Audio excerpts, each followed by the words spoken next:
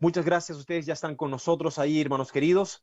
Vamos a tocar este tema, esta noche un tema que es uno de los grandes temas del libro de Apocalipsis también, y para mí es uno de los temas que me costó mucho trabajo, mucho tiempo aceptar, la verdad. Me costó trabajo aceptar este tema porque también para mí tenía una imagen muy negativa, ¿no? Y este tema de esta noche precisamente es uno de esos temas cuyo nombre atrae algo, si no lo entendemos, si no tenemos una mirada correcta, va a generar cierto rechazo, ¿no? En la mente. Por ejemplo, voy a darte, Héctor Zúñiga, voy a darte una pregunta para ti, para Riola, para Luis Sáez, para Germán que estaba por allí. La palabra plaga, la expresión plaga, ¿no? Las plagas en plural en la Biblia, ¿a qué episodio o qué imagen trae a tu mente? Así nomás. Escríbeme, por favor, porque quisiera ver algunos comentarios que están allí o quizás Felipe me puede acompañar con la lectura de algunos comentarios que están allí. El concepto de plagas, ¿qué imagen trae a tu mente? ¿Vale? Así que ve allí y comparte, escribe, ¿no? Tu respuesta, tu comentario en esta hora. El concepto de plaga, ¿qué imagen trae a tu mente? Ok, muy bien. Así que les leo su respuesta mientras yo avanzo en mi presentación en esta noche. Mañana será nuestro último tema, será en el culto de la mañana, en la iglesia en tu casa. Vamos a cerrar esta semana con el sermón de mañana en horas de la mañana. Por lo tanto, mañana vamos a hablar el último mensaje de Dios a la tierra basado en Apocalipsis capítulo 14. Pero hoy yo quiero mencionar, estudiar un poquito, adelantándome, debería haber presentado Apocalipsis 14 y luego Apocalipsis 15. Pero hoy voy a hablar de Apocalipsis 15, pero voy a partir con una introducción de la última parte de Apocalipsis 14. Muy bien, ahí está. Vamos a hablar de las plagas. Vamos a hablar de las plagas. Voy a ver si alguien me sigue ahí. No te escucho, amigo. Sí, aquí estamos. Muy Pastor, bien. aquí estamos. ¿Algunos comentarios allí que podamos compartir con nuestros amigos Ah, aquí sí, en base a la pregunta? sí, aquí hay algunos pastor que dice, plaga trae a mi mente enfermedades, destrucción, dice Dari Viloria, ¿ya? Ok. Y también, a ver, Luis Sáez nos dice dolor, ¿ya? Ahí también hay otra perspectiva. También nuestro hermano Ujú. Germán Monsalve dice, bueno, la plaga trae a mi mente castigo, justicia, ira de Dios contra los enemigos de Dios, ¿ya?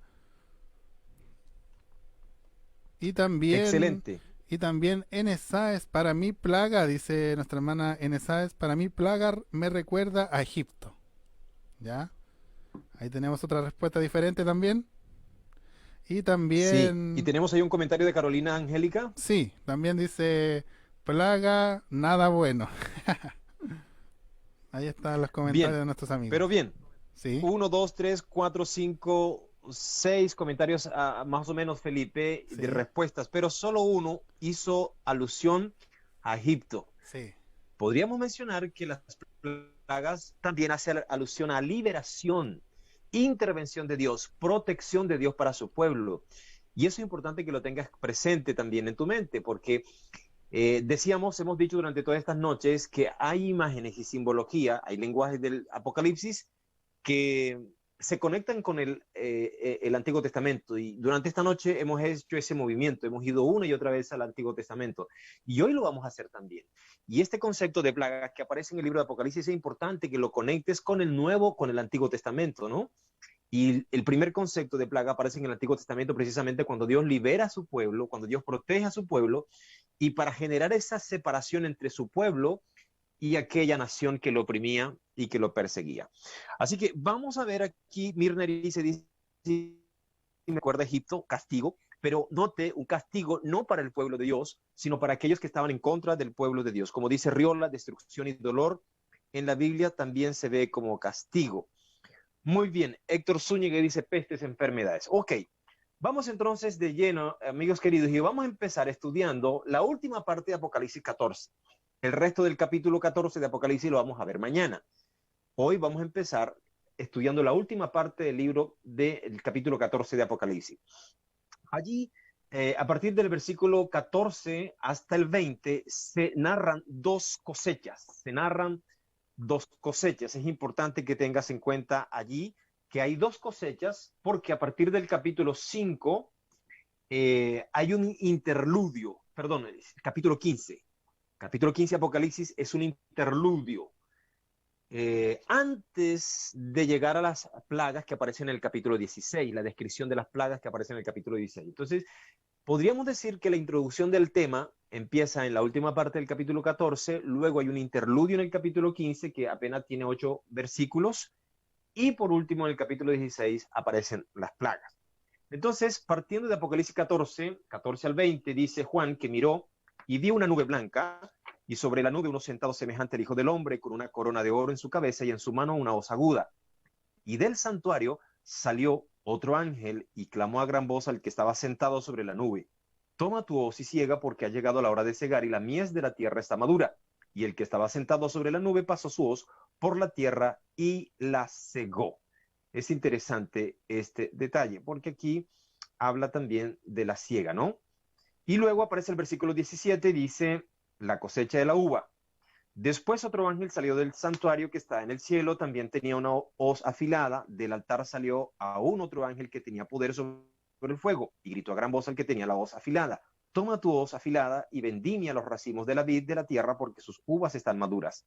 Y el ángel pasó su hoz afilada por la tierra, vendimió las viñas de la tierra, y echó la uva en el gran lagar de la ira de Dios, y el lagar fue pisado fuera de la ciudad, y del lagar salió sangre hasta los frenos de los caballos por 1.600 estadios, aproximadamente 300 kilómetros. Entonces, lo importante que tú debes mirar aquí es que se trata de dos siegas, de dos cosechas. La primera cosecha es la cosecha del trigo, que aparece del capítulo 14 al 16.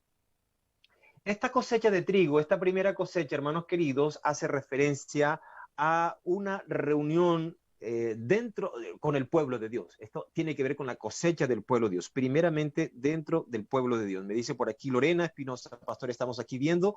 Feliz sábado, mis hermanos, para ti también y para tu familia. Entonces, aquí habla de la siega del trigo, hace referencia a la reunión del pueblo de Dios. Esta primera parte describe la venida de Cristo. Se supone que esto sucede cuando ya la predicación del evangelio está terminada, que la intercesión del cielo ha concluido, ya Cristo salió del santuario celestial, ya no hay más intercesión. El destino de cada persona ya ha sido decidido. Entonces, Cristo, ustedes lo ven allí con una corona de oro en su cabeza. Por eso hablamos que se trata de Cristo con una corona en su cabeza, y en su mano trae una hoz para hacer la cosecha en toda la tierra. Significa la cosecha final. Y esta cosecha sucederá al final de la historia de la tierra. Entonces, a la orden del ángel que sale del santuario, Cristo mete su hoz y ciega a la tierra. Esta es una descripción de una gran reunión del pueblo de Dios al final de la historia de la tierra. Podríamos decir, el pueblo de Dios ha sido sellado, y entonces es el tiempo de recoger los manojos de frutos para Dios. Eso es importante que lo tengamos en cuenta. Hay algunas citas bíblicas que conforman esto en el libro de Mateo, por ejemplo. Guarde la cita allí porque vamos a regresar a Apocalipsis 14. Vamos a Mateo muy rápidamente, capítulo 13, para que usted pueda hacer estas conexiones con las enseñanzas de Jesús y no se quede solamente con el Apocalipsis.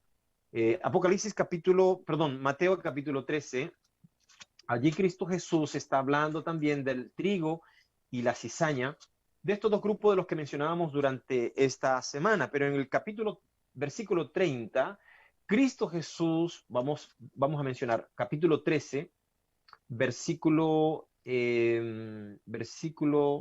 cuando los discípulos le preguntaron que le explicara en qué consistía la parábola de la cizaña, ¿no? Allí, en el libro de Mateo, Jesús comienza a explicar, versículo 37. Jesús respondió: el que siembra la buena semilla es el Hijo del Hombre.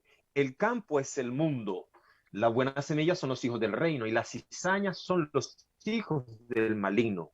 Ya vamos a ver eso. El enemigo que la sembró es el diablo, la siega es el fin del mundo, y los segadores son los ángeles. Así que esto se conecta de una forma extraordinaria con lo que se está describiendo en el libro de Apocalipsis en símbolo. También el versículo, ya leímos el 39. Entonces, ya tenemos claro, hermanos queridos, que antes que Cristo Jesús venga a la tierra, enviará a sus ángeles por el resto del mundo, por todo el mundo, para reunir a su pueblo, para reunir a sus escogidos de todas las tierras, de todas las naciones, de todas las tribus, de toda la lengua, y los guardará en su granero. La cosecha de todo el plan de salvación, Cristo Jesús quiere cosecharlo y guardarlo en su granero. Estos santos redimidos, mis hermanos, son los 144,000, que es un número simbólico, que están en la presencia de Dios. Están a punto de ser transformados, así como aparece la declaración de 1 de Corintios 15, 51, 54, esperando ese momento previo para que todo su cuerpo sea transformado, para que todo lo corruptible se vista de incorrupción, todo lo mortal se vista de inmortalidad. Está refiriéndose a ese punto especial de la historia. Se reúnen entonces con los santos resucitados en ese momento y serán levantados para encontrarse con Cristo Jesús en el aire, quien viene también en gloria y majestad. Y el apóstol Pablo habla muy bien de ese momento específico cuando dice que el mismo Señor, con voz de trompeta, con voz de arcángel, descenderá del cielo, y los muertos en Cristo resucitarán primero. Luego nosotros, los que hayamos quedado, seremos levantados juntos con ellos en el aire. Allí sucederá esa experiencia maravillosa de transformación, de glorificación, para poder estar junto con Cristo. Cristo no toca la tierra, nosotros nos encontramos con Él en el aire y empieza el milenio. Entonces, luego después de ese detalle, cuando Jesús espera recoger el fruto de su pueblo, viene la cosecha de las uvas, que aparece allí en el capítulo, versículo 17, volvemos a Apocalipsis 14, pero a partir del versículo 17 hasta el 20. Yo espero que usted tenga su Biblia allí para que pueda ir marcando estos detalles. Ahora viene la cosecha de las uvas, ¿no? Y la cosecha de las uvas sigue a la siega del trigo, ¿no? Es el juicio de Dios sobre la humanidad rebelde. Es el juicio de Dios sobre la humanidad rebelde. Si el trigo representa el pueblo de Dios, entonces la cizaña representa a los enemigos del pueblo de Dios, la humanidad rebelde. El ángel que sale del santuario que leímos allí, mis queridos hermanos, ese ángel ordena a otro ángel que tiene el poder sobre el fuego para tomar su hoz y vendimiar los racimos de la tierra porque están listos, están maduros. Se refiere al juicio de Dios, como decíamos. Entonces ustedes van a observar algún detalle allí. Por ejemplo, dice que los racimos de la vid de la tierra están maduros y echó la uva en un gran lagar de la ira de Dios. Y el lagar fue pisado fuera de la ciudad. Aquí un detalle interesante. Fuera de Jerusalén es pisada, porque en la ciudad de Dios no puede entrar nada impuro, no va a entrar nada impuro. Pero hay un detalle también que se menciona aquí cuando no solamente dice que es fuera de la ciudad, sino también menciona la extensión, hasta dónde llega el alcance. Y este alcance, hermanos queridos, este número 1600 es el resultado de 4 o 400 por 4. ¿Y de dónde sacamos eso? Bueno, aquí está, ustedes saben que anoche hablábamos del número 4. El número 4 representa universalidad. Toda la tierra está descrita allí. Vaya conmigo, por favor, al libro de Isaías. Marque allí porque vamos a regresar, pero vamos a Isaías capítulo 11, versículo 12, para que usted vaya haciendo las conexiones del Antiguo Testamento con el Nuevo Testamento. Isaías capítulo 11, versículo 12, nos dice: levantará bandera a las naciones y juntará a los desterrados de Israel y a los esparcidos de Judá de los 4 confines de la tierra, dice Isaías. Ahí está mencionando los 4 ángulos de la tierra. Está hablando del juicio, y si ustedes leen el capítulo anterior, está hablando también de los redimidos, de ese reencuentro con los redimidos que aparece allí en el versículo 6 en adelante. Así que hay una conexión poderosa allí donde nos dice que habrá que traer de todos los ángulos de la tierra a los redimidos del pueblo de Dios. Entonces, si los redimidos vienen de todo el pueblo de Dios, también los juzgados, aquellos que han de recibir el juicio de Dios, también serán de toda la tierra. Por eso aparece esa extensión, ¿no? 1600 hace referencia a 400 por 4, que son 1600, que hace alusión a toda la extensión, a toda la extensión. Ahora, Nosotros también mencionábamos anoche que el número 4 representa la universalidad, los 4 números, puntos cardinales, cuando hablábamos de los vientos que se asoman allí en Mateo capítulo 7, antes de la segunda venida de Cristo. Y si leemos Apocalipsis capítulo 20, versículo 8, hay una declaración poderosa que dice, y saldrá a engañar a las naciones que están sobre los 4 ángulos de la tierra, a Gog y a Magog, a fin de reunirlos para la batalla. Su número es como la arena del mar. Vuelve a mencionar esos 4, ¿no? Ya mencioné que el número 4 es la universalidad, representa a la tierra. Por lo tanto, aquí se está mostrando que hay un grupo que se reúne primero y se sella y se guarda el granero, mientras que hay otro grupo que si pisotea, se castiga fuera de la ciudad. No entra este grupo a la ciudad, a la Jerusalén. Aquí, por supuesto, que está describiendo al mundo entero. Pisar la uva significa ese mundo entero en un estado de batalla como resultado del daño causado por las 7 últimas postreras plagas allí. Cuando usted lee Apocalipsis capítulo 19, versículo 15 al 16, va a descubrir también esta expresión o esta escena o este acontecimiento o evento, como lo queramos llamar. Apocalipsis 19 se menciona el triunfo, el canto triunfal de los santos en el cielo, la gran boda del Cordero, la declaración del jinete fiel y verdadero, pero allí a partir del versículo 15 al 16 se describe algo extraordinario. Dice que de su boca, de Cristo Jesús, salió una espada aguda para herir con ella las naciones. Y dice, y él las regirá con vara de hierro y pisará el lagar del vino del furor de la ira del Dios Todopoderoso. Esta declaración, hermanos, que está aquí se conecta con lo que acabamos de leer. Está hablando del juicio de Cristo sobre todas las naciones. Entonces, el lagar pisado, la uva pisada, describe la condición en la que el mundo quedará producto de las plagas que caerán sobre la tierra. Ya voy a explicar en qué consisten las plagas, ¿ok? Muy bien. Estoy aquí leyendo para que cuando usted vaya a la Biblia pueda conectar Apocalipsis 14, la última parte de Apocalipsis 14 con el 15 y el 16 y desmitifique un poco el concepto de las plagas, que para algunos es repugnante, ¿no? Entonces, la universalidad, esa extensión de 1600, como dice allí, 1600 estadios, habla exactamente de la universalidad. Podríamos decir que también esa extensión hace referencia al tamaño de Palestina. Muy bien.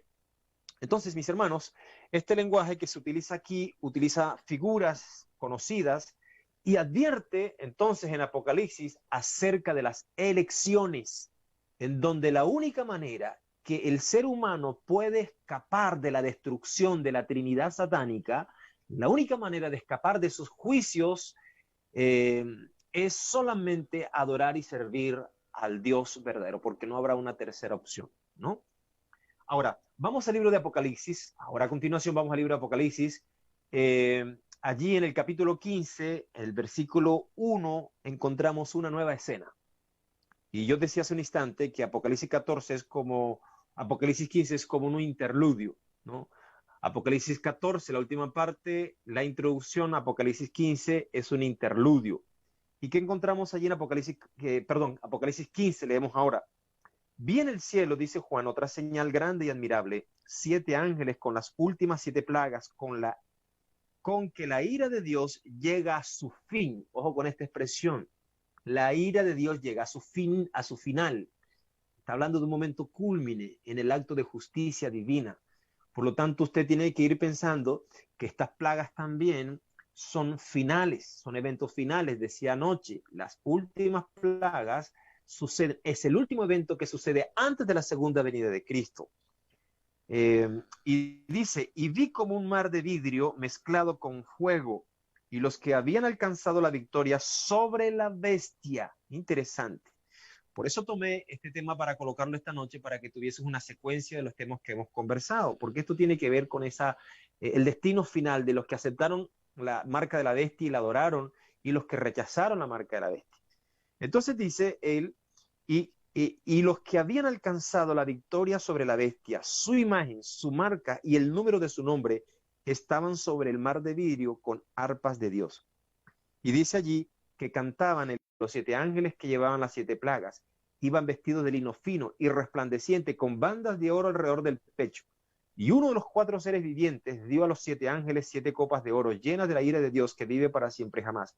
Y el santuario, dice, ojo con este detalle, se llenó de humo procedente de la majestad de Dios y de su poder, y ninguno podía entrar en el santuario hasta que se completaran las 7 plagas de los 7 ángeles. Y termina el capítulo 15, que es un interludio. Interesante lo que encontramos allí.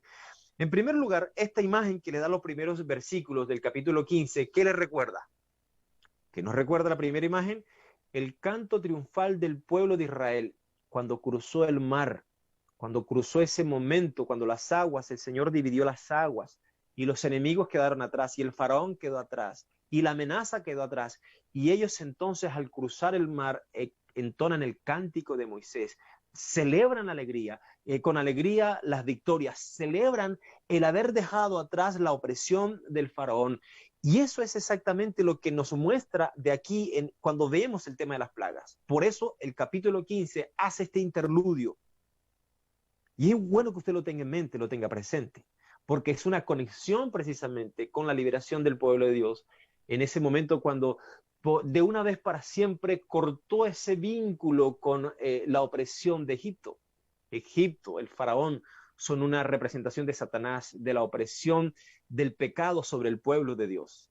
Por lo tanto, las plagas es un acto de separación que Dios hace del grupo de justos contra los impíos, donde Dios decide proteger a su pueblo de una vez y para siempre, y donde Dios decide castigar de una vez y para siempre a los enemigos del pueblo de Dios. Tenga en cuenta lo que hemos visto durante esta semana. El pueblo de Dios será juzgado por los juicios que caerán sobre la tierra. El mundo se unirá detrás de una sola figura religiosa. Toda la tierra lo dará, menos el pequeño remanente. Así como Daniel y sus 3 amigos, así como Esther resistió, así como Elías resistió, en el tiempo final, el remanente fiel de Dios va a resistir, va a ser fiel, va a ser leal a Dios, a sus mandamientos. Y el mundo entero, o esta triple alianza, perseguirá al pueblo de Dios. Y Dios vendrá a protegerlo, así como sucedió en Egipto, así como sucedió en diferentes oportunidades. Entonces, es interesante, hermanos, que usted vea siempre el mapa amplio, ¿no? Y Apocalipsis 15 es clave para esto, ¿no? Entonces, las 7 postreras plagas, hermanos queridos, están destinadas exclusivamente para quienes rechazaron a Dios y recibieron la marca de la bestia. Eso téngalo claro, téngalo claro. Capítulo 15, voy a volver a leer otra vez. Y vi como un mar de vidrio, no vi un mar de vidrio, vi como, dice Juan, como algo parecido. Lo que él ve es algo tan hermoso, tan brillante, tan cristalino. Yo mencioné el día sábado anterior que una de las figuras que utiliza Juan en su lenguaje limitado es la expresión como o semejante a. No está diciendo Juan allí que está viendo un mar de vidrio, algo semejante a un mar de vidrio. ¿Y a quiénes ve? Los que habían alcanzado la victoria sobre la bestia, sobre su imagen, sobre su marca y sobre el número de su nombre. Estaban allí sobre el mar de vidrio con arpas en sus manos, sinónimo de gozo, sinónimo de alegría, sinónimo de victoria, ¿no? Entonces es importante que usted tenga en cuenta este detalle, ¿ok? Muy bien. Ahora, hay un detalle que yo necesito conversar con ustedes aquí. Apocalipsis capítulo 15, versículo 1, habla de postreras plagas. ¿Por qué postreras plagas? ¿Por qué postreras plagas? La expresión postreras plagas supone que hay unas primeras plagas. Y si hay unas primeras plagas y hay unas postreras plagas, entonces son 2 grupos de plagas. Y aquí es importante que usted tenga en cuenta este detalle, porque en el libro de Apocalipsis se mencionan 2 series de plagas, 2 series de plagas en el libro de Apocalipsis. Por lo tanto, son 2 series totalmente diferentes y no se pueden confundir la una con la otra. ¿Dónde encontramos eso? Por ejemplo, en Apocalipsis, el capítulo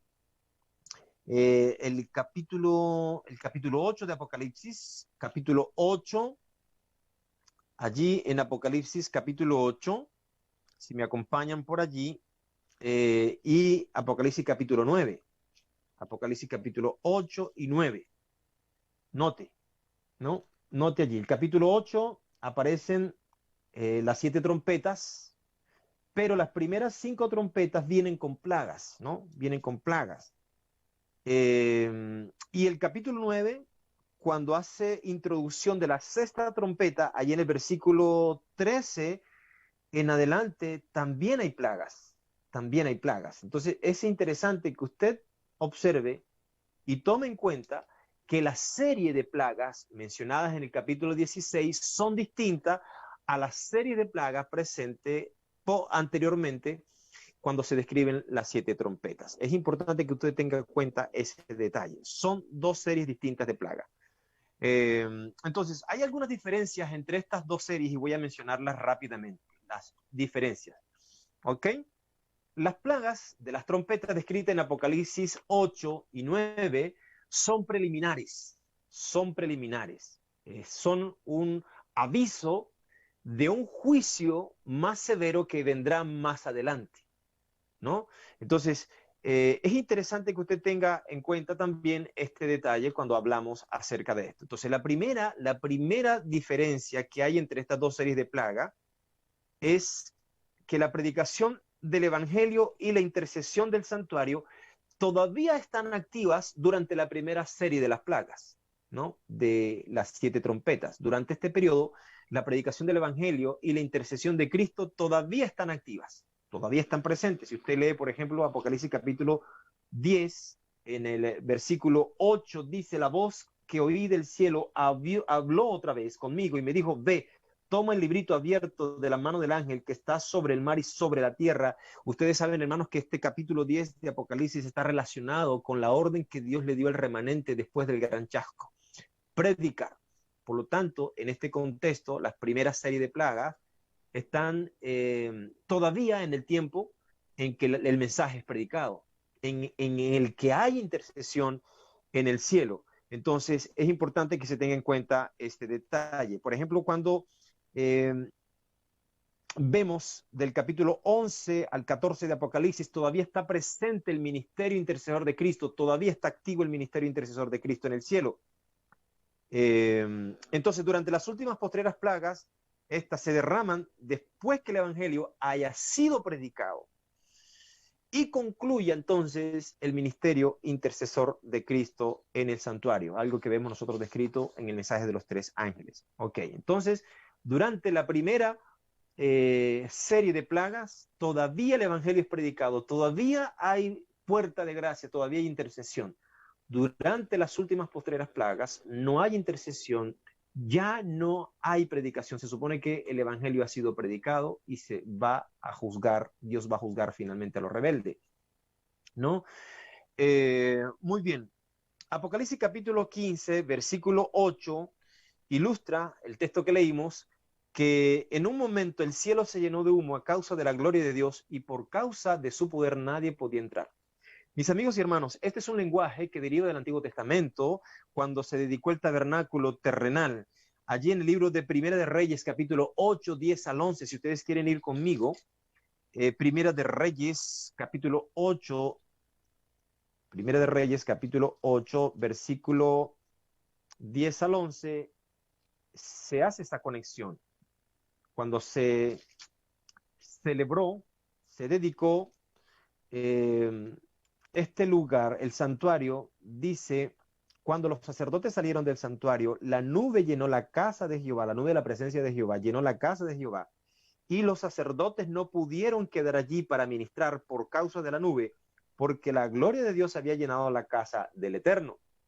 Así que con la ausencia de los sacerdotes no habría entonces intercesión en el templo.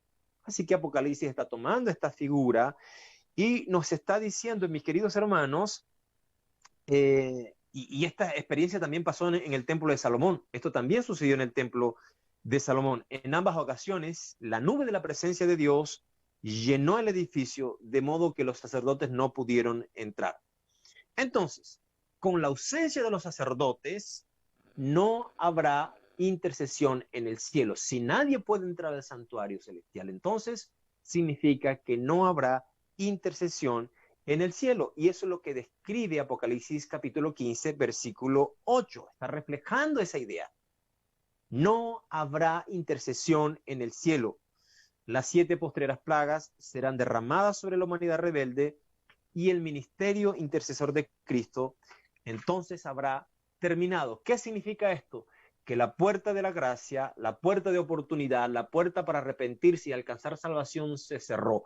Para ti, amigo, que escucha por primera vez este tema de Apocalipsis, nosotros utilizamos terminología como el fin del tiempo de gracia. Estamos hablando exactamente de este detalle. El fin del tiempo de gracia significa que el pecador ya no tiene oportunidad de encontrar salvación. Ya no hay oración que sea contestada, ya no hay perdón que alcanzar. Termina la puerta que Dios había abierto durante todo el tiempo para que los seres humanos puedan alcanzar perdón y misericordia. Se cerró la gracia. Cristo ya no está allí, ya no hay intercesión. Y Cristo no está porque Cristo ahora se está vistiendo, se está preparando para venir como Rey de Reyes. Deja de ser el sacerdote intercesor para comenzar a venir como el Rey de Reyes a juzgar a la tierra. Entonces, por eso Apocalipsis dice que ve el templo lleno de humo y no hay intercesión. Este detalle es importante que lo tengamos también en cuenta. Otra diferencia importante, hermanos queridos, es que las plagas de las trompetas son limitadas en el tiempo y también en el alcance. Aquí hay un detalle que se menciona en Apocalipsis capítulo 8, versículo 7 al 12. Si me acompañas, por favor, allí. Apocalipsis capítulo 8, versículo 7 al 12, hablando de las plagas que vienen con las trompetas, ¿no? Dicen del 7 al 8, el primer ángel tocó la trompeta y hubo granizo y fuego mezclado con sangre y fueron lanzados a la tierra. Y se quemó la tercera parte de la tierra, la tercera parte de los árboles y toda la hierba verde. Segunda trompeta, dice el versículo 8, un segundo ángel tocó la trompeta y algo así como un gran monte ardiendo fue lanzado al mar. Y la tercera parte del mar se convirtió en sangre. Versículo 9, y murió la tercera parte de los seres vivientes que estaban en el mar y la tercera parte de las naves fue destruida. Y si usted sigue leyendo el versículo 10, allí, por ejemplo, dice que el tercer ángel tocó la trompeta y una gran estrella ardiendo como una gran antorcha cayó del cielo y sobre la tercera parte de los ríos y sobre la fuente de las aguas. El 11 dice, el nombre de la estrella es Angenjo y la tercera parte de las aguas se convirtió en Angenjo y mucha gente murió por el agua que se había vuelto amarga. Y el cuarto ángel tocó la trompeta y fue herida la tercera parte, el sol, la tercera parte de la luna y la tercera parte de las estrellas, de modo que la tercera parte de ellos se oscureció y quedaron sin luz durante la tercera parte del día y de la noche. Usted observa ahí que se repite la palabra tercera parte en todo este contexto. Eso habla de una limitación del efecto de estas plagas que vienen durante el periodo de las trompetas, que tienen como propósito anunciar un periodo de juicio todavía mucho más graves. Por lo tanto, estas primeras plagas tienen la función de todavía tocar el corazón y pedir que las personas se arrepientan de adorar a la bestia y cambien su adoración por el Dios verdadero. Entonces, si ustedes observan, estas trompetas o estas plagas que vienen con las trompetas afectan solamente a una parte del reino de Satanás, a la tercera parte, y se repite constantemente. Respecto a las 7 postreras plagas, no se observa ninguna restricción. Evidentemente, cuando nosotros vamos a Apocalipsis, capítulo 16, si usted me acompaña, Apocalipsis 16, el versículo 3 dice que el segundo ángel derramó su copa sobre el mar y se convirtió en sangre como la de un muerto, y dice, y murió todo ser viviente en el mar, ¿no? A diferencia de la otra que murió la tercera parte, aquí con las últimas plagas muere todo ser viviente, dice la Biblia. Entonces, esto es de alcance global y esto tiene relación con lo que mencionaba Apocalipsis capítulo 14, versículo 20, con aquella indicación de universalidad de esos 1600 estadios que expliqué al principio, ¿no? Es universal las plagas finales. Ok, entonces, quedamos claros con esto. Y por último, la última gran diferencia la encontramos que las 7 trompetas cubren un periodo largo de la historia, desde el primer siglo hasta la segunda venida de Cristo. Las 7 trompetas son periodos paralelos a los 7 sellos, son periodos paralelos a las 7 cartas de Apocalipsis. Y estos van en línea, ¿no? Desde podríamos decir desde el primer siglo hasta la segunda venida de Cristo. Entonces, esto lo encontramos descrito allí porque se vinculan periodos relativamente largos. Es importante ese detalle. ¿Mm? Muy bien. Y respecto a las 7 postreras plagas, mis hermanos, no se especifica ningún marco de tiempo profético, salvo que está previa a la segunda venida de Cristo. Afectan a la humanidad al final de la historia, en un periodo relativamente corto, antes de la segunda venida de Cristo, específicamente en el periodo de la séptima trompeta.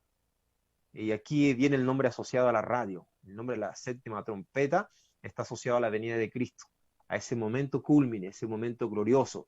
Bueno, ese momento glorioso viene antecedido de un evento donde Dios va a vindicar la fe de sus hijos. Y tiene que ver con esto, ¿no? Tiene que ver con esto. Durante el tiempo, el periodo de la primera hasta la sexta trompeta, sigue habiendo intercesión en el cielo y se sigue predicando el evangelio en la tierra. Durante el periodo de la séptima trompeta, se cierra el tiempo de gracia y ya no habrá intercesión. Si lo queremos ver desde otro punto de vista, Apocalipsis 7 dice que se sueltan los vientos que están siendo retenidos y entra el mundo en una etapa de destrucción total cuando ya el pueblo de Dios ha sido sellado. Y es importante este detalle. Vamos al Antiguo Testamento y veamos entonces una figura que se conecta con lo que estamos diciendo, el libro de Josué. Vamos a volver a regresar allí al libro de Apocalipsis, pero vamos al Antiguo Testamento, vamos al libro de Josué, capítulo 6. Josué capítulo 6, a ver qué recuerdan ustedes que sucedió allí, que se registra en Josué capítulo 6. Es la conquista del pueblo de Israel, es la batalla del pueblo de Dios para conquistar la ciudad de Jericó, la conquista de Jericó, capítulo 6 de Josué. Ustedes conocen esta historia, yo no la voy a leer aquí, pero ustedes la van a leer.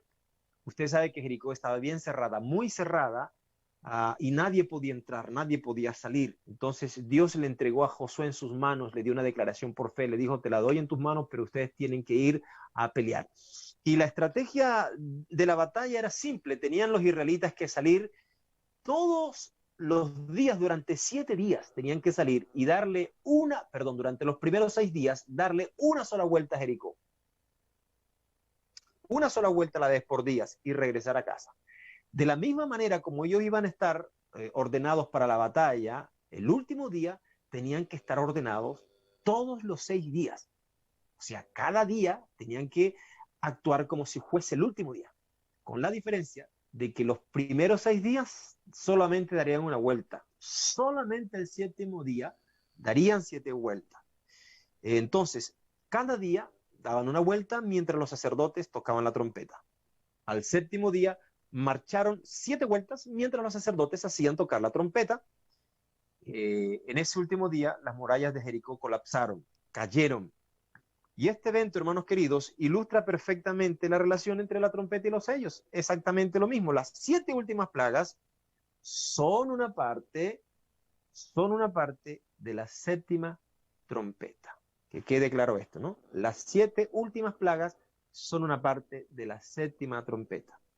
Son derramados como la respuesta de Dios a la ira de las naciones. Volvemos a Apocalipsis ahora, en el capítulo 11, versículo 18, como ustedes lo tienen allí en pantalla, y vemos qué conexión maravillosa hay allí. Apocalipsis capítulo 11, versículo 18, dice allí la palabra de Dios, que Dios se han airado las naciones y ha llegado tu ira. Se han airado las naciones y ha llegado tu ira. Hablando del reino de Cristo. Los versículos anteriores del contexto hablan del reino de Cristo. Si usted ve el versículo 15, dice, el 7º ángel tocó la trompeta y hubo fuertes voces en el cielo. Y ahí comienza a manifestarse la presencia, el dominio, el reinado de Cristo. Y dice el 18, se han airado las naciones y ha llegado tu ira. El tiempo de juzgar a los muertos, de dar el galardón a tus siervos, los profetas, a los santos y a los que vendieron tu nombre, pequeños y grandes, y de destruir a los que destruyen la tierra. Aquí se describe de forma extraordinaria, hermanos queridos, que es el momento cuando Dios va a vindicar a los santos, va a juzgar a las naciones y va a pagarle a cada uno según su obra. Este detalle es importante aquí. Entonces, preguntamos, las 7 últimas plagas que son, bueno, ya yo he dado bastante información al respecto durante lo que he desarrollado hasta aquí. Apocalipsis capítulo 14, el versículo 9 y 10, lea conmigo, ahí está el mensaje de los 3 ángeles, y dice que el tercer ángel lo siguió diciendo a gran voz: si alguno adora a la bestia y a su imagen y recibe su marca en su frente o en su mano, este también beberá del vino de la ira de Dios, vaciado puro en la copa de su ira, y será atormentado con fuego y azufre ante los santos ángeles y ante el Cordero. Así que las 7 últimas plagas, mis amigos y hermanos, son los juicios de Dios sobre los impíos, sobre los que rechazaron su mensaje, su evangelio, ¿no? ¿Y por qué son últimas? Porque se completa o se consuma la ira de Dios. Es la consumación de la ira de Dios. Es la ira final de Dios. Es el cierre.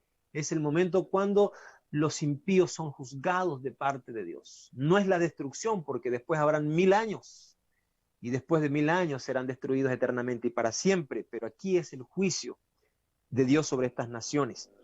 Entonces, este texto de Apocalipsis 14 nos recuerda que las plagas son las manifestaciones de la totalidad de Dios o de la ira de Dios o la respuesta de Dios a los rebeldes, no al pueblo de Dios, no al remanente de Dios, no a los fieles. Eso lo acabamos de leer aquí. No lo tomé en cuenta. Esto es lo que advierte el mensaje de los 3 ángeles. Si alguien persiste en rebeldía, si alguien persiste en seguir adorando a la bestia, en seguir rebelándose contra Dios, esto van a ser las consecuencias. Esto va a ser las consecuencias. Muy bien. Entonces, hasta aquí, hermanos amados, hasta aquí, hasta que este momento haya llegado, la ira de Dios estaba mezclada con misericordia. Esas iras manifestadas en las plagas durante las 7 trompetas estaban mezcladas con misericordia. Y los juicios de Dios siempre tuvieron la intención de traer al pueblo al arrepentimiento, de que el pueblo recapacitara, de que volviera en sí, de llevar a los pecadores al arrepentimiento. Pero llegaron al límite. Llegó el tiempo para ellos, se burlaron de la gracia de Dios y entonces Dios juzgará esa actitud. Y aquí es importante, hermanos, porque se menciona mucho la ira de Dios. Una y otra vez se menciona el concepto de la ira divina.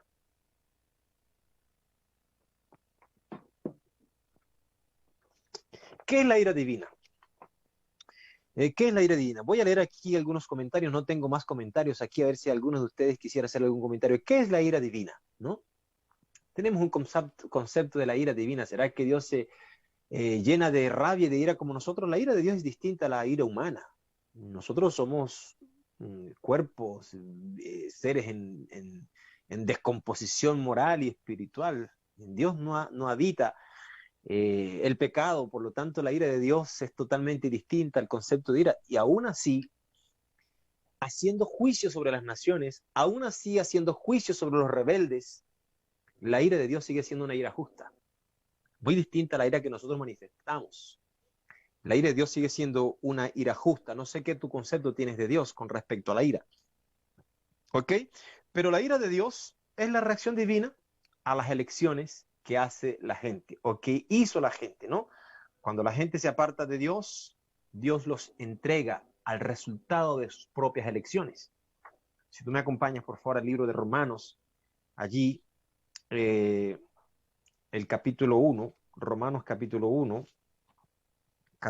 1 de Romanos, versículo 26 al 28, dice que el estado de pecado de una persona llega a un punto donde se aparta la gracia divina, la oportunidad divina. Hablando de ellos, dice el versículo 25 de Romanos, aquellos que se entregaron a la inmundicia, a la concupiscencia, a los pecados, cambiaron la verdad de Dios en mentira y adoraron y sirvieron a las criaturas antes que el Creador. Está hablando de las decisiones y elecciones de las personas, ese gran grupo que seguirán a la bestia, que adorarán a la bestia. Dejaron de adorar a Dios, rechazaron el mensaje del tercer ángel, rechazaron el mensaje del día de reposo que los motivaba a adorar a Dios. Eran tan tercos, eran tan rebeldes, tan necios que rechazaron a Dios y sirvieron a las criaturas antes que el Creador, que es el bendito por los siglos. Y dice el 26, por esa razón Dios los entregó a pasiones vergonzosas. Aún sus mujeres invirtieron las relaciones naturales por las que van contra la naturaleza, dice allí la palabra de Dios, en contra de la naturaleza. Y luego dice, de igual modo también los hombres, versículo 27, dejando la relación natural con la mujer, se encendieron en sus malos deseos los unos con los otros, cometiendo infamias, hombres con hombres, y recibieron en sí mismos el merecido pago de su extravío. Hermanos, yo no sé si usted ha captado la idea, la atención que durante los últimos años las naciones, los países, las legislaciones civiles están rompiendo principios bíblicos con este tipo de conceptos, con la unión civil, con este tipo de matrimonios homosexuales, con este concepto de la identidad de género. Son leyes que han llevado a las naciones a dar un paso muy lejos de Dios. Y cuando nosotros leemos la profecía de Isaías 24, dice que traspasaron el derecho de las naciones de sus decisiones, ¿no? Como decía el libro de Romanos. Entonces, son últimas plagas, son postreras plagas, porque están precedidas por las 7 plagas de las trompetas que representan el juicio de Dios sobre los opresores de su pueblo, ¿no? Es importante también ese detalle.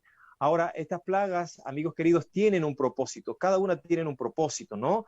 En primer lugar, son redentoras, y aquí usted se conecta, puede conectarse con la imagen de las plagas en el Egipto. Las plagas que Dios derramó en Egipto eran para un castigo sobre una nación que oprimió al pueblo de Dios, y también implicaba la protección de Dios y la liberación de Dios de su pueblo. Por lo tanto, son redentoras, ¿no? Estos juicios se ejecutan, mis queridos hermanos, mientras se predica el Evangelio, se predica para alcanzar a estas personas y tienen ese objetivo. Las plagas relacionadas con las trompetas, me refiero a eso.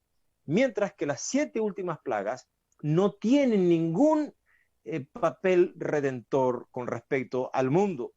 ¿Por qué? Porque las personas ya no tienen intención de llevar a alguna persona al arrepentimiento. Porque se supone que cuando ya sean derramadas ya no hay oportunidad de intercesión, ni de arrepentimiento, ni de perdón. La predicación del Evangelio ya fue concluida. Se terminó el juicio de Dios previo a la segunda venida de Jesús. La intercesión en el cielo terminó. Por eso el cielo queda desocupado. Entonces es importante tomar en cuenta ese detalle, amigos queridos. Son redentoras para el pueblo de Dios también. Son punitivas porque cae sobre aquellos, es un castigo que cae sobre aquellos que se pusieron de parte de Satanás y eligieron seguir a la bestia y perseguir al pueblo de Dios. Ahora van a experimentar el castigo, ahora van a experimentar el resultado de sus propias decisiones. Si nosotros, por ejemplo, leemos Apocalipsis capítulo 6, hay una parte de la profecía donde los cristianos claman, donde los santos han clamado, donde los mártires han clamado durante todos esos 1260 años de castigo, de crueldad, de este poder satánico. Entonces, en el capítulo 6 de Apocalipsis, Dios declara de una forma poderosa allí que es el momento del juicio de las naciones. También estas plagas, amigos, tienen como propósito revelar a la humanidad rebelde las consecuencias de sus propias decisiones y de sus propias conclusiones. Es importante que también tengamos en cuenta que Dios le hace ver a ellos que sus decisiones han sido también decisiones equivocadas. Ahora, la pregunta que yo hago aquí al final es, ¿son literales o son simbólicas? Bueno, aquí hay un detalle interesante. En primer lugar, tengamos en cuenta que las últimas plagas son todavía una profecía no cumplida, ¿no? Son todavía una profecía no cumplida.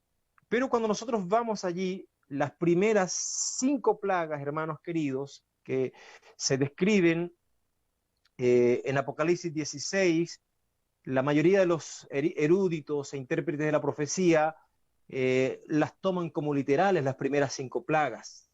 Porque producen un intenso dolor, producen sufrimiento físico, haciendo que la gente maldiga a Dios. Mientras que los santos, que están representados por los 144,000, no tendrán hambre, no tendrán sed que los afecte. Entonces esto muestra que mientras los santos de Dios no están experimentando esto, los impíos sí están experimentando dolor, lo cual implica que pueden ser literales, ¿no? Pero cuando nosotros estamos estudiando las plagas, por ejemplo, a la luz de la 7ª trompeta, es probable que se mezclen las dos figuras, algunas literales y algunas también simbólicas. La profecía acepta esto, la profecía acepta esto de alguna manera. Entonces, la verdadera naturaleza, hermanos, será plenamente comprendida cuando se cumplan, como leímos una de estas noches, la cita de Ellen White. Sean literales o simbólicas, las 7 últimas plagas expondrán la impotencia y la desesperación de la Trinidad satánica de ayudar a la humanidad sufriente, y acusarán entonces a Dios y a su pueblo de todo lo que estarán experimentando. Mientras tanto, mis hermanos, mientras esto sucede, la Biblia muestra a los santos victoriosos, a los santos redimidos con una actitud distinta en este interludio de lo que yo les hablé anteriormente. Describe cuál será la actitud de los que no eligieron adorar a la bestia ni la marca de la bestia, y los muestra de una manera totalmente diferente. Aparecen estando de pie como sobre una expansión que se parece a un mar de vidrio. Tienen arpas en sus manos, sinónimo de cántico, de victoria, de celebración. Cantan al Cordero que es Cristo Jesús. Y este grupo, hermanos queridos, que aparece aquí en Apocalipsis capítulo 15, es el mismo grupo que aparece descrito en Apocalipsis capítulo 14, versículo 1 al 5. Miré y vi al Cordero de pie sobre el monte Sión, y con él 144,000 que tenían el nombre del Cordero y el nombre de su Padre escrito en sus frentes. Y oí una voz del cielo como el estruendo de muchas aguas, como el estampido de un gran trueno. Sin embargo, era el sonido de arpistas que tañían sus arpas, y cantaban un cántico nuevo ante el trono, ante los 4 seres vivientes y ante los ancianos. Y ninguno podía aprender ese cántico sino los 144,000 que fueron redimidos de entre los de la tierra. Versículo 4. Estos son los que no se contaminaron con mujeres porque son vírgenes. Estos son los que siguen al Cordero por donde quiera que van. Estos fueron comprados de entre los hombres por primicias para Dios y para el Cordero, y en su boca no se halló engaño, porque son sin manchas. Esa expresión de que no se contaminaron con mujeres hace referencia a que no hubo engaño doctrinal. La verdad fue la que los condujo a esa experiencia maravillosa con Cristo Jesús. No así los que siguen la bestia, porque ellos reciben el vino del furor de la fornicación. La fornicación, el vino, hace exactamente referencia a esa falsificación, a esta adulteración de la doctrina verdadera, de la verdad descrita en la palabra de Dios. Hermanos, cuando las plagas comienzan a caer sobre el mundo rebelde, cuando la ira de Dios se manifieste, cuando el juicio de Dios se manifiesta a través de estas plagas, ellos aumentarán su odio, aumentarán su rabia contra el pueblo de Dios, porque serán a ellos los acusados, y entonces que intenten atacar al pueblo de Dios, se cumple esa linda y maravillosa profecía que aparece allí en el libro de Daniel capítulo 12, que dice: en aquel tiempo se levantará Miguel, el gran príncipe que está de parte de los hijos de tu pueblo, y será tiempo de angustia cual nunca fue desde que hubo gente hasta entonces, pero en aquel tiempo será libertado tu pueblo, todos los que se hallen escritos en el libro. Y yo cuando veo este versículo, hermanos queridos, llego a este punto, miro para atrás y pienso en una cosa: ¿cuántos de ustedes les ha costado caminar en la fe? ¿Cuántos de ustedes les ha costado ser fiel a Dios? ¿Cuántos de ustedes han rechazado ofertas laborales, han desperdiciado o han dejado de lado mejores oportunidades por serle leales a Dios? Yo pienso en ese momento especial, iglesia. Pienso en ese momento especial. ¿Cuánto trabajo nos ha costado en este camino? ¿Cuántos aquellos que sufrieron durante los 1260 años de martirio? ¿Cuánto más tendremos que experimentar nosotros en el tiempo final por ser leales a Dios? Esta promesa debe alentar tu corazón. Si estás atravesando una prueba, si estás atravesando una batalla en tu vida, conozco personas que han perdido seres amados, fantástico por serle fiel y leal a Dios. Esta imagen debe alentar tu corazón. Cristo Jesús, Miguel, se levantará de parte de su pueblo, de todos aquellos cuyos nombres estén escritos en el libro de la vida.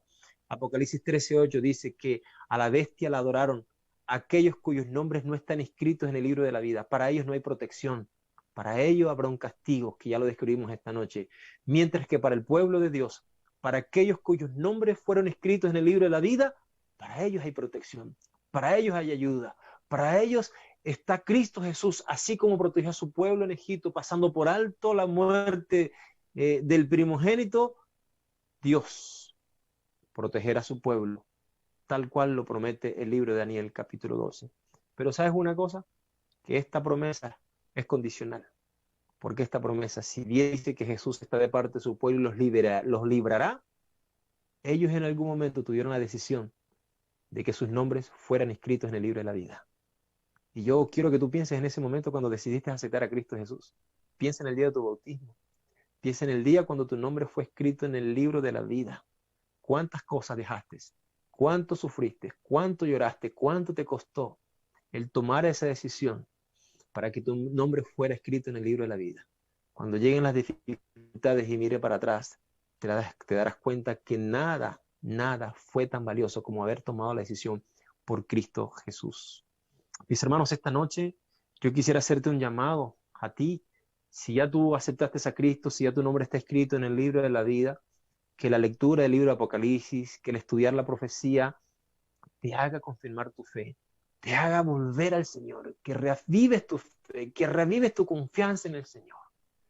El tiempo está pasando y nos está diciendo en la historia que Dios está en el control de la profecía. Si todas estas cosas están pasando, también su segunda venida será una realidad.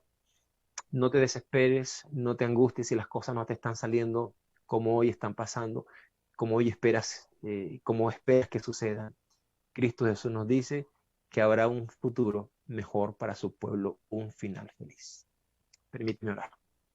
Querido Dios y Padre bueno, gracias por esta linda palabra, por enseñarnos. Gracias, Señor, porque el mundo entero estará en una etapa difícil, porque en algún momento, Señor, los rebeldes, todos aquellos, Señor, que rechazaron tu voluntad, tu llamado, y que en algún momento en una gran conspiración religiosa y política atacarán al remanente, recibirán su recompensa.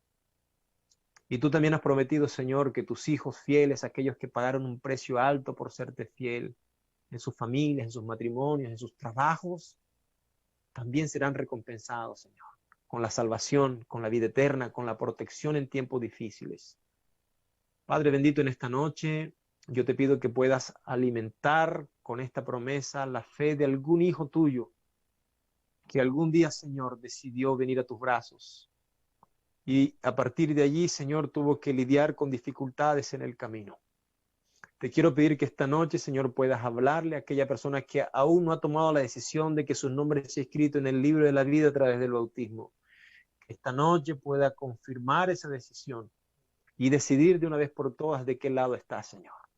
Gracias, porque has provisto para nosotros refugio, fortaleza y ayuda en tiempo de angustia y en tiempos de necesidad. Oramos y te damos gracias por Jesús. Amén. Amén. Dios te bendiga. Nos vemos mañana.